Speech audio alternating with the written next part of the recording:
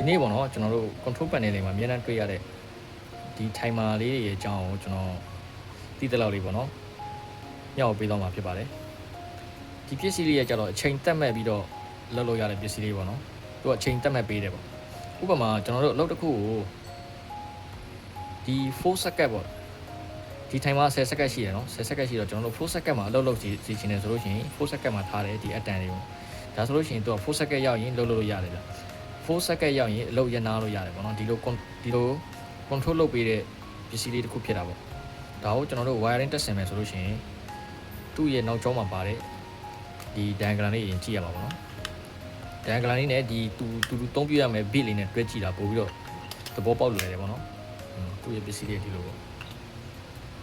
ဆိုရှင်ကျွန်တော်တို့ဒီမှာပင်ငုတ်ရှင်းငုတ်ပါတယ်ဗျဒီမှာလည်းပဲသူပြတာပင်ငုတ်ရှင်းငုတ်ပေါ့နော်ဒါပင်ငုတ်ရှင်းငုတ်ကိုကျွန်တော်တို့ဘယ်ငုတ်နဲ့ဘယ်ငုတ်ကပဲလိုအပ်လုပ်လဲဆိုတာကိုကျွန်တော်ဒီမှာကြည့်ရမှာဖြစ်ပါတယ်အရင်ဆုံးကျွန်တော်တို့ power ဘိုင်းရင်ကြည့်မယ်ဗျသူ့ရဲ့ power ကျတော့ဒီမှာ power လို့ရေးတာနော် power ငုတ်ကကျတော့9နဲ့2ဖြစ်ပါတယ်9နဲ့2ကဒီငုတ်ပေါ့နော်ဒီ2ငုတ်ဒါဆိုရင်ကျွန်တော်တို့ power ရပြီ power ရရင်ကျွန်တော်တို့ဒါကကျတော့နံပါတ်8ကကျတော့ကွန်မုံငုတ်ပေါ့နော်နံပါတ်6ကကျတော့ in o point ပေါ့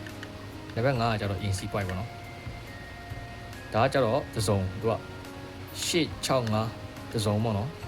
သစုံသုံးလို့ရတယ်ဒီဘက်ကကျတော့134ရဲ့သစုံပေါ့နော်ဒီပစ္စည်းလေးကျတော့ကိုညံရှိတယ်လို့ပေါ့နော်ကိုနားလဲတယ်လို့သုံးပြလို့ရပါတယ်အရင်ဆုံးကိုကအစလေ့လာတာဖြစ်တဲ့အတွက်ကြောင့်ဒီချိန်ခံပိုင်းလေးတွေပဲနည်းနည်းသိအောင်အရင်လေ့လာတာပိုစင်ပြေတာပေါ့နော်ကျွန်တော်လည်းအများကြီးမတက်ပါဘူးကျွန်တော်လည်းလေ့လာနေတဲ့လူတစ်ယောက်ဖြစ်ပါတယ်ဆိုတော့ကျွန်တော်တို့အရင်ဆုံးကျွန်တော်တို့ INO INCO သဘောပေါက်လို့ရှိရင်ဒါနည်းနည်းရှုပ်တယ်ဗျဆိုတော့ကျွန်တော်တို့ INO point နဲ့ INC point ကိုအရင်လေ့လာကြည့်အောင်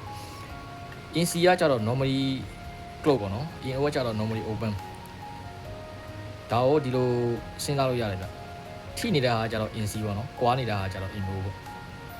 ဒါကိုကျွန်တော်တို့ wire တက်ဆင်မယ်ဆိုလို့ရှိရင်ဒီ9နဲ့2ကိုကျတော့ power ကျွေးမယ်နောက်ပြီးတော့ရှေ့ကိုကျတော့ common ကိုပေါ့ common ကကျတော့ကိုသုံးမဲ့ပစ္စည်းက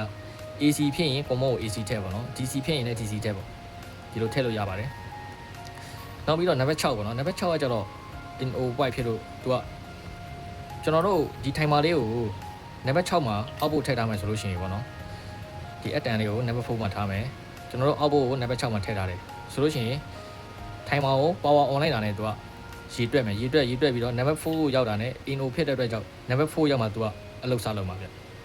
ဒီလိုပေါ့နော် INC ရဲ့ကြတော့သူက timer power on လိုက်တာနဲ့တန်းပြီးတော့အလုပ်လုပ်မှာဗျ INC ရဲ့ကြတော့လေတန်းပြီးတော့လုပ်ပြီးတော့ number 4ကိုရောက်ရင်သူကရက်နားမှာဖြစ်ပါတယ်ဒီနှစ်ခုကိုနည်းနည်း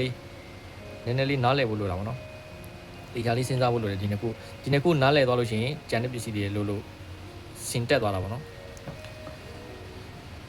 ကျန်တဲ့တစ်ချမ်းကလည်းတူပါပဲဗျ